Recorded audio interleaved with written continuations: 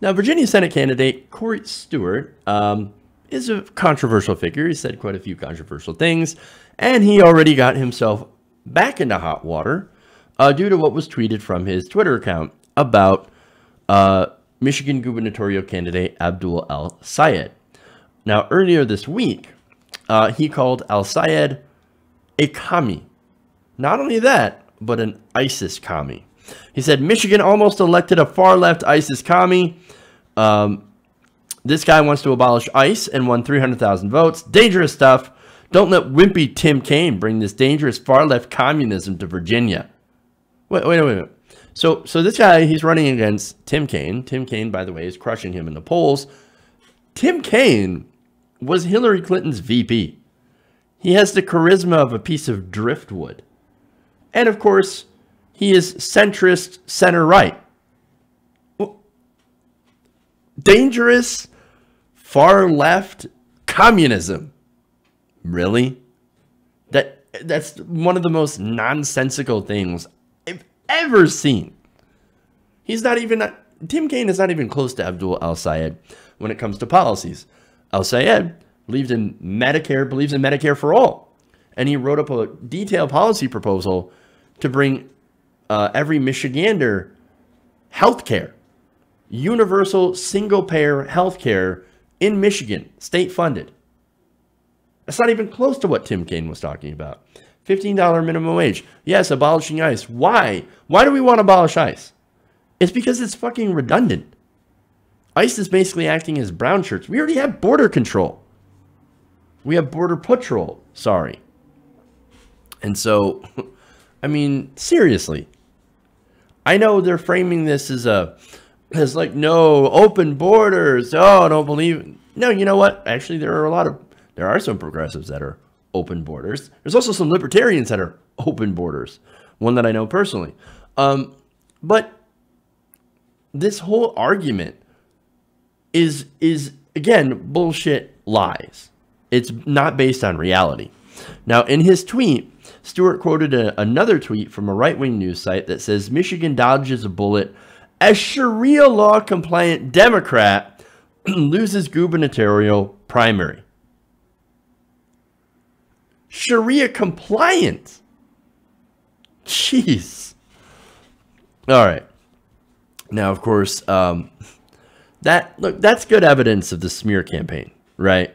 That was launched from the right by or against El-Sayed, right? And so, I mean, here we go. Oh my God, scary Muslim Sharia law. Ignore the fact that he wanted to give you health care, boost your wages, and make college free. No. Muslim, ISIS, communism.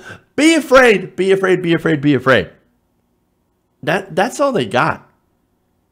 Look, these Republicans, they only know how to operate on fear. They know they can't challenge these ideas because their ideas are actually terrible. What do they have? Tax cuts for the rich, deregulation. That is what they do whenever they get into power. Giveaways to the rich, right? More income inequality. More taking away from the things that you and your family need to survive. More removal of opportunity. That's what they have. That's what they have to offer. So they know that, and they go, well, how can we cover for that? I know. Fear, fear, fear, fear, fear. Be afraid. They jump to demonization and outright lies. Look, on the policy front, a recent Kochback poll found nearly 2/3 of the country support a $15 minimum wage and free college. Just over half of Americans say that government-run health insurance is the solution to the problem of incredibly high healthcare premiums. You know what is the #1 priority of American voters right now? The rising cost of health insurance. Now, Republicans, the members of the far right, they see this and are like, no, oh my God, Muslim, fear, ISIS, taxes, Venezuela, eating rats, Sharia law. And that's all they have. That's the Republican Party. Now, as I said before, Stewart, he's already been in trouble for saying terrible things. He's actually a neo-Confederate, right? He's like, yeah, I think the Confederacy should have won and broke away from America and did its own separate country where slaves where black people are basically property. Come on. Now he came up with this fantastic excuse to this. Watch or listen to this. One of my vendors put out a tweet last night that attempted to link a Michigan gubernatorial candidate to ISIS. Because he apparently received support from purported extremists. Where? What? Show me where he actually received support from purported extremists. You don't have any proof because it didn't actually happen. That's his apology. That's him saying, "Oh, sorry, my bad."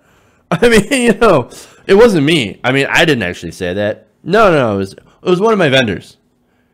And it's kind of right because, he's reportedly, apparently received support from extremists. But I didn't say it. What a bullshit non-apology. Now, in a statement to the Hill, Stewart said, quote, "I don't believe in guilt by association." Again, reinforcing the idea that, oh, well, yeah, I mean, he's worked with extremists and gotten support from terrorists, right? No, he did not. But he said, quote, "I have been the target of very similar smears, and I don't believe in using such tactics against others." This is no apology. This is no apology at all. Not only that, but that supposed staffer, which I don't believe exists, but he's saying that, oh, yeah, that person, I'm not going to let him access my Twitter anymore. But other than that, go ahead. Yeah, you just can't access my Twitter because you're going to say accidentally things that I actually believe in. Look, here's why there's a non-apology, right? Look, message received, right? His base sees that, and they're going to cheer. Why? It's because he hates who they hate. Muslims. Now, the only backlash he's gotten from this was from Muslim groups. Now, and Democrats, of course. In fact, here you have Gretchen Whitmer. Now, Gretchen Whitmer won the primary. She's now the candidate for governor of Michigan. And she tweeted out, quote, I'm proud to have shared the stage with Abdul al-Sayed in one of the most diverse Democratic primaries in Michigan history. This language is hateful and divisive, and Corey Stewart from VA does not belong anywhere near the U.S. Senate. So that's good. That's classy. Here you have Whitmer, standing up for her former opponent. Well, that's wonderful to see. I guess that's unity, right? Now, al-Sayed probably had the best response to this. He simply tweeted, "Shawarma trucks on every corner and Medicare for all." I love that. Now, look, these Republican politicians, let's be honest, their power is actually fairly limited. And I know it doesn't seem like that because they win in these places. But when you think about it, they really only appeal to a small slice of very hateful people. Those people are very, very highly motivated to go out and vote. Whereas you have the majority of the American public that are working 2 to 3 jobs to survive, or are so turned off by the politics of the day, by the infighting, by the bullshit, by the corruption and the money. They think, what's the point? That's why people like that win, right? And so the people that are very highly motivated, they tune in and they hear this dog whistling, right? And so the only thing that we can do to fight against that is the vote. If we actually all got out there and exercised our power to vote, then people like Stewart would never win. People like Stewart couldn't win dog catcher. So, look, we have more power than we think. It's just we need to use it. Hey, everybody, thanks for watching this video. If you want to see more like this, please hit the subscribe button below. And if you want to support truly independent progressive media, please consider becoming a patron at patreon.com/TYTNation.